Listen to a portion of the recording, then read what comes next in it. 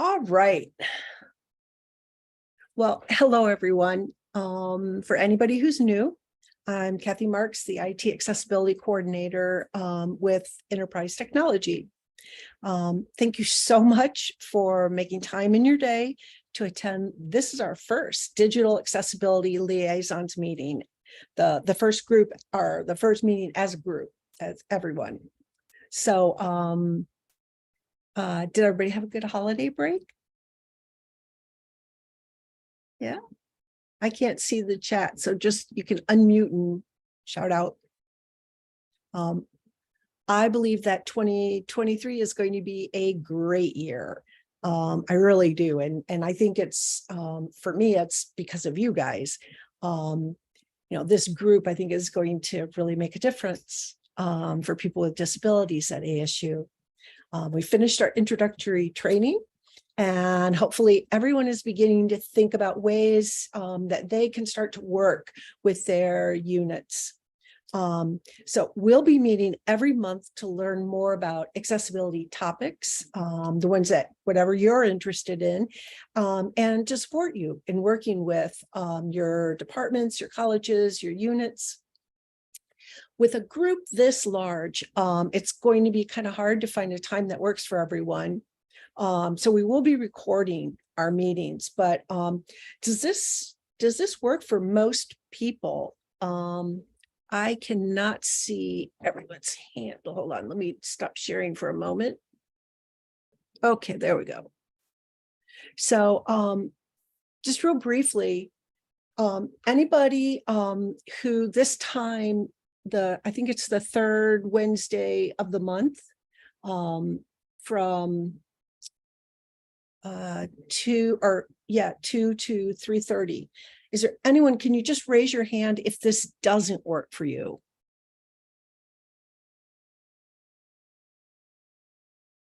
Okay, good. I'm not seeing any hands raised. I'll give you a second. Actually, this is Karen. Oh yeah, use. Yeah, the 2 to 3 works for me, but I have a once a month meeting from 3 to 3:30 that just happens to fall on this same Wednesday. So okay, the first part works, the second part doesn't.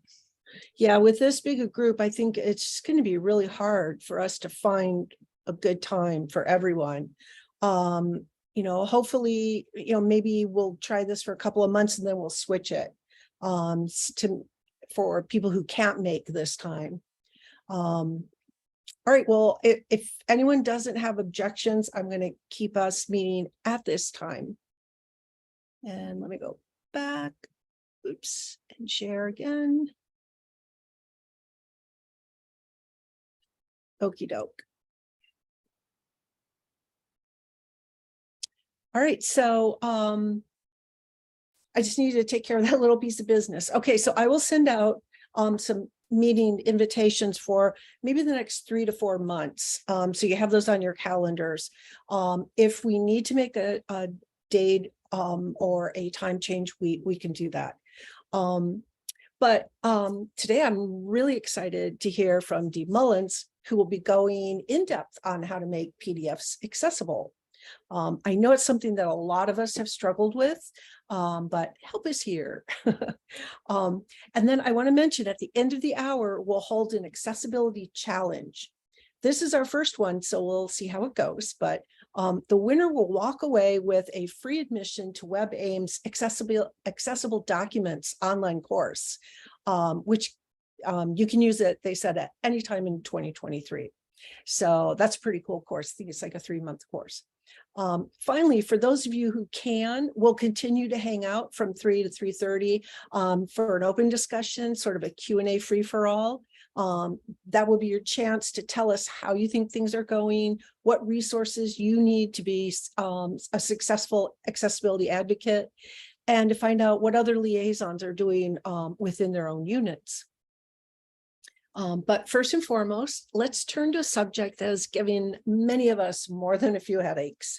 I'm very happy to introduce Dee Mullins, who has some advice to make PDF remediation easier.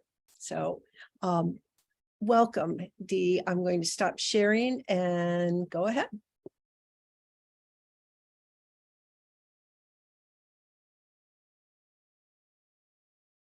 Oh, hello, everyone. I see some familiar faces, so that's good. I'll tell you, I'm not necessarily, employed by Adobe, but I have figured out some ways to make it a little bit easier on all of us. So we'll just go ahead and jump in. Hopefully this won't take as long as we have time for. So we'll have questions if you have at the end as well. So basically, we're going to go through the agenda. There'll be a welcome. We'll do an overview. We'll be going into Action Wizard, and then we'll be looking at the accessibility checker. If none of this makes sense to you right now, it's okay.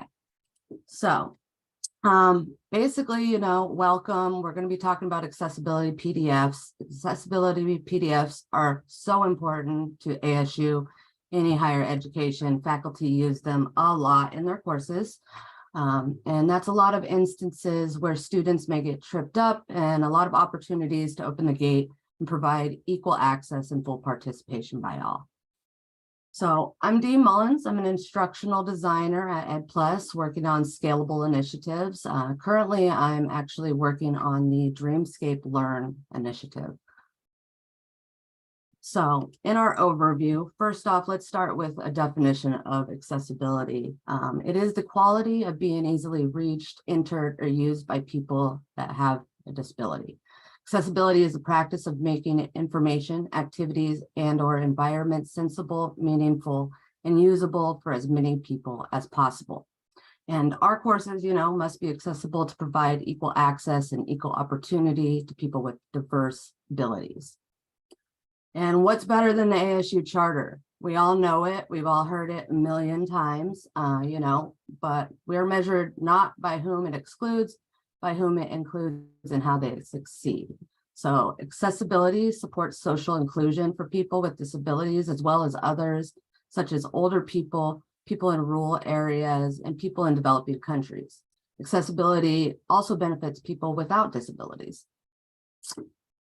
So let's get into some examples of accessibility. Many of you probably know when you're building your PDFs or your documents that you have heading structures, a reading order so screen readers can read those properly, alternative text for, images, graphics, and then descriptive hyperlinks, not just like a big web link, give it a descriptive title. So how do we do this though, right? Acrobat DC Pro, and it is compatible with Mac and PC users. Basically, you can make PDFs, you can check accessibility, and you can also look at the different statuses of the reports. And we're going to jump into that a little bit. So a new thing that Acrobat has that is definitely helpful is Action Wizard. Has anyone heard of Action Wizard or uses Action Wizard currently? All right. So what you would do, and we're going to kind of go through this step by step too, so you guys can visually see how the process goes, okay? So what we would want to do first off is open your PDF in Acrobat. Many times you guys are working in Google and you have a doc or you have Microsoft Word. For this, we're going to actually show you. Can you see, did Microsoft Word just pop up, Kathy? Okay, perfect. All right, so if you're working in, let's say, Microsoft Word, this is just a assessment that we got for our DSL hacks. So this is something I'm currently actually working on too. So what we would do is we're in Word. At the very top in your menus navigation, you should see Acrobat here. Now, if you click on that Acrobat, there's a nice little button that says Create PDF. You just click it. All right, so this will take a moment. It will process. It will actually bring up your Adobe. It will process that and convert your file, as you can see down here. This takes a moment, so you got to be a little bit patient sometimes. But I also have directions, so you have directions for. Oh, sorry. Oh no. I'm on a Mac, so it kind of goes a little crazy on Google Docs. But there's directions here for if you are using Docs or Word and how to create that PDF. Okay. I forgot to mention that I will send the slides out to everyone Perfect. after the meeting. So now that it has came over to Adobe, it just looks like, you know, a regular doc. But what we want to do is actually, we're going to locate the action wizard in tools. So what you would do is you'd go to tools at the top navigation and then scroll down to the customize bucket at the very bottom, and then you would be able to open that. So to give you a visual, go to tools. This would be the top, so you have to create and edit. You just scroll all the way down to the bottom under customize, you see action wizard here. I already have it as an app, so it doesn't show add, but if you put it, click on add, it will actually bring it in here so you don't have to go back and forth each time on your navigation. Then if I click open on it, it's going to open within the file that you have open already. And then you have an action list on this side. Here, what we would want to do is just click on make accessible.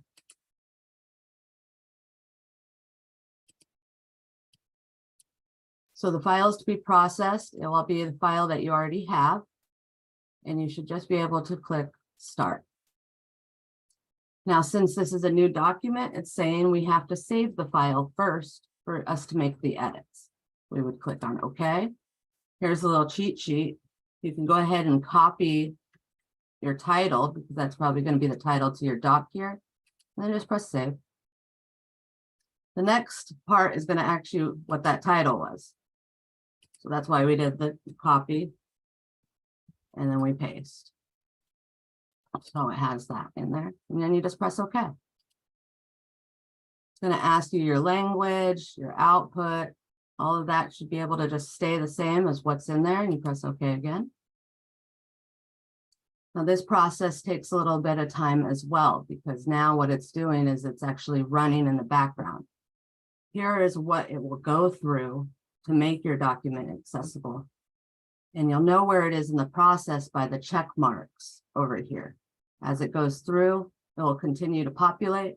And if there are certain features that are needed, it will then ask you to correct those. So something should probably be coming up here shortly. And all of these will also be in this little document, so you guys have something to follow if you find yourself in that situation. Okay, so we're just waiting a moment.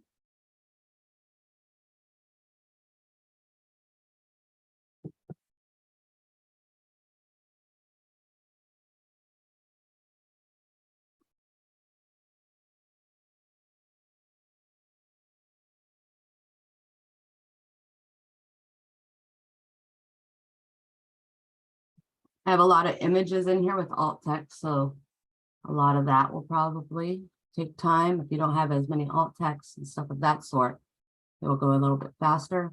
But basically it will come up and it's asking, you know, is this document intended to be a fillable form? In this situation, we do not have a fillable form, so they do not need to detect. So we go no, skip this step. Now I'll ask the reading language, so I can set that for the screen reader.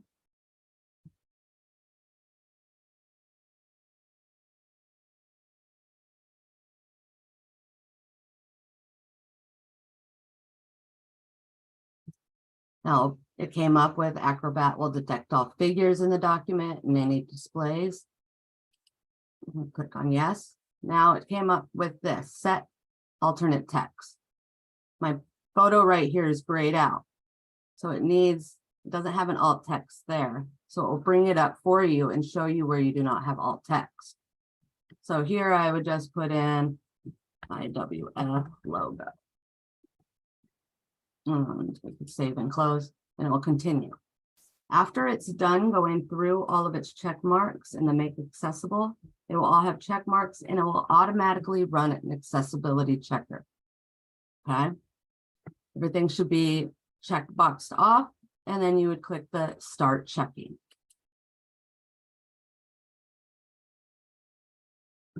So now the accessibility checker has populated what it has brought up. You can actually close out of the make accessible. And all of these that say, this one says 2 issues. Let me see if I can make this bigger for you all.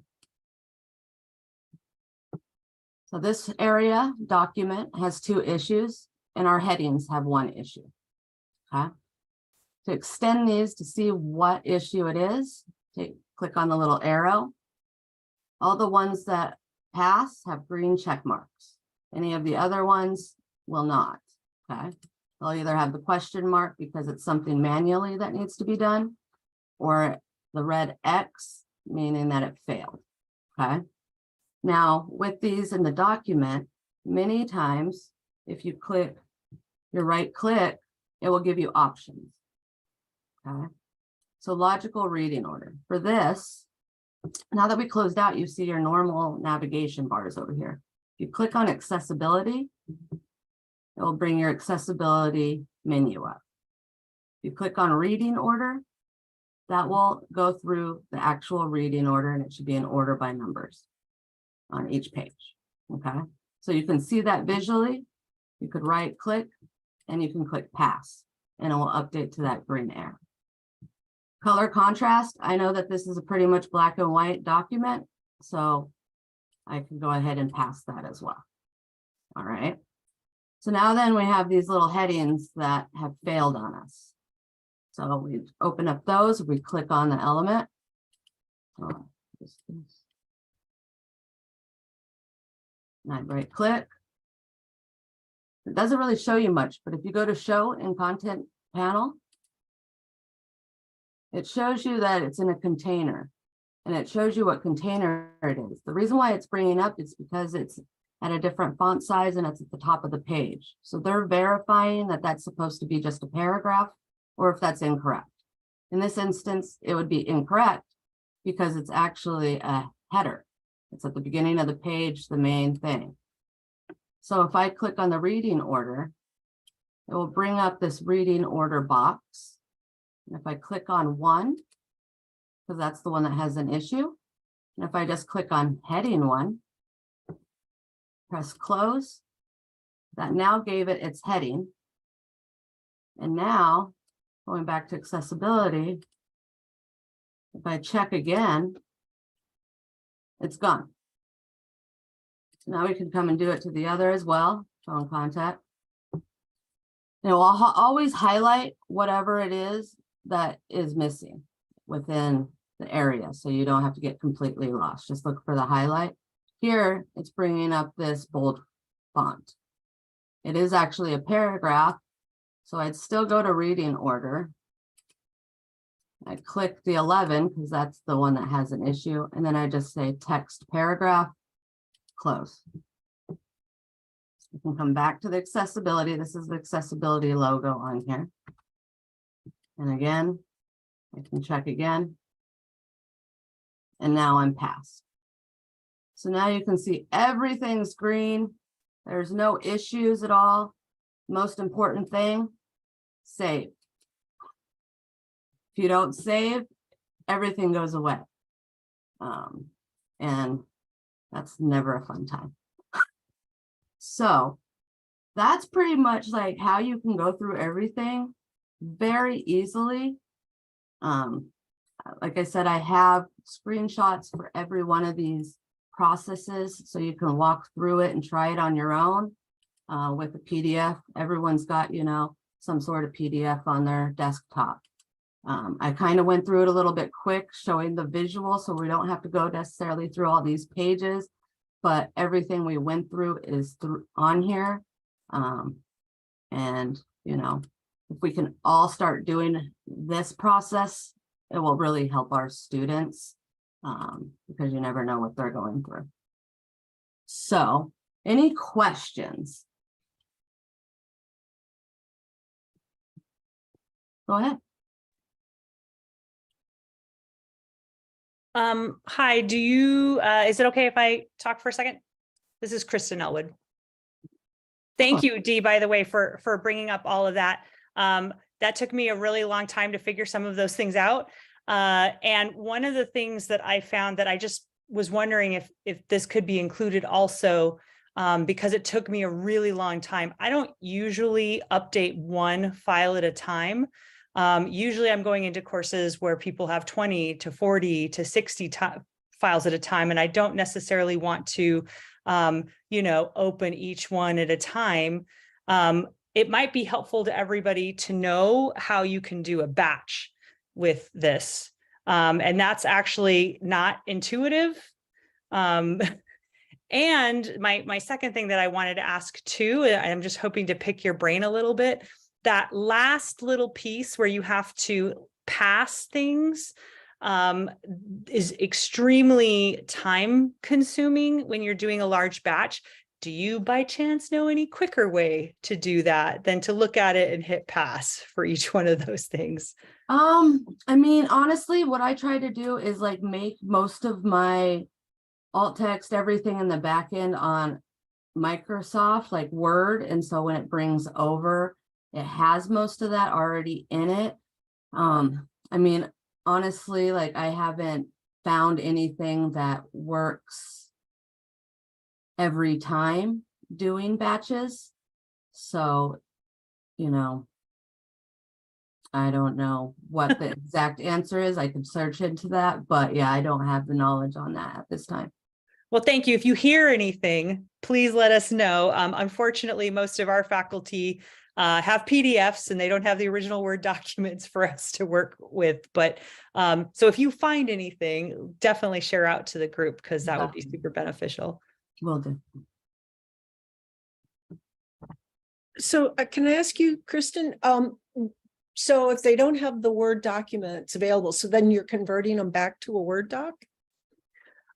Typically they're like journal articles that are PDFs, and so they don't have the Word documents. All we have is a PDF format, and so we're trying to make sure that those PDFs are also accessible and running through this process.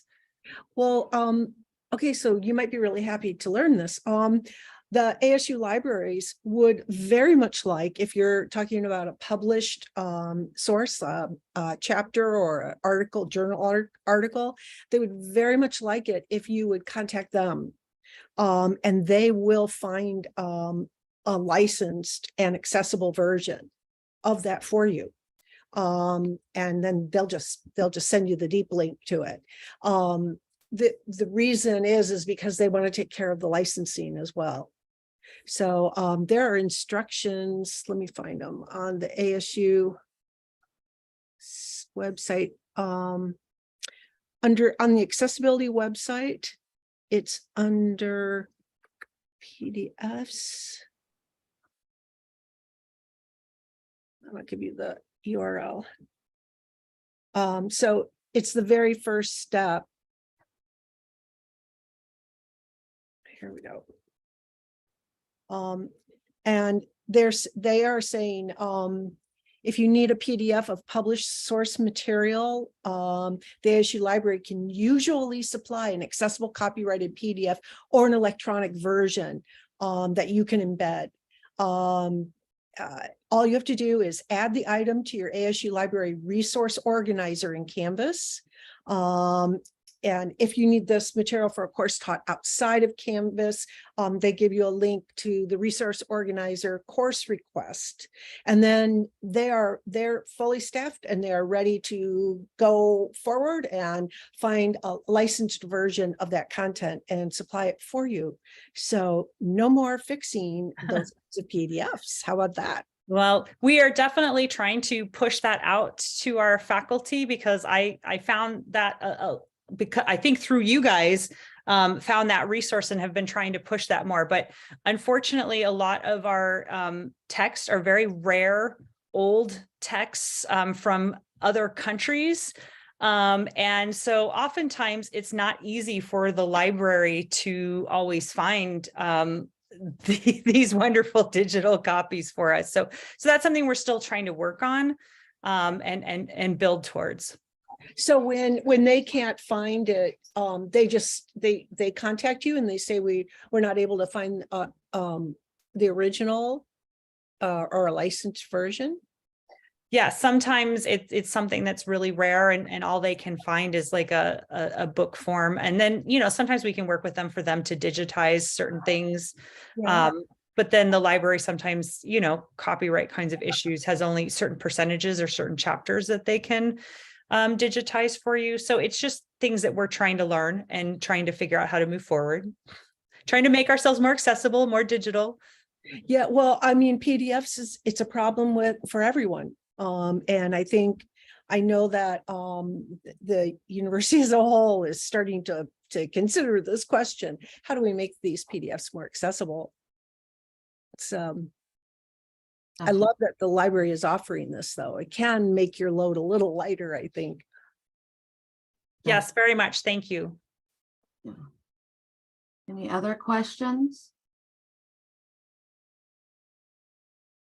Well, I'm getting off easy.